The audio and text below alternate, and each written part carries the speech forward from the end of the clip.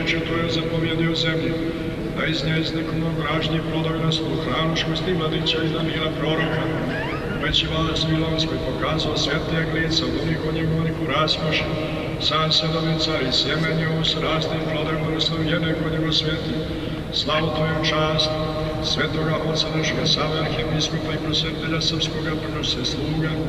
za spomen onih koji se pokoriše pomožno uvjeri, podaj blagi onima koji su ukraseni i pripremni koji tu spomen, sve što je potrebno za njihov vječni blaga nastavu. Molitva prešte svoje matere, živonosloga istočnika, svetoga Otca našega Save, arhijepiskopa i prosvjetelja srpskoga, kojega proslavljamo i svi sveti Tvoji, jer je Tvoj da nas miluje i spasavaš, Bože naš, i Tebi slavu uznosimo, Otcu i Sinu i Svetome Duhu, sada i svagda i u vjekove vjekova.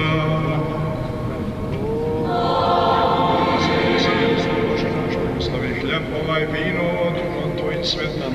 da se sveti blagosloven u vjekove vjekova. Gospode Bože naš, preoslo slavu i čast svetoga imena Tvoga, u čast svetoga Otca našega Sava, arhijepiskopa i prosvjetelja srpskog, njegovim molitvom, Gospode, utvrdi hram ovaj, narod ovaj i sve ljude Tvoje, ninje i prisno, i vo vijeki vjekov.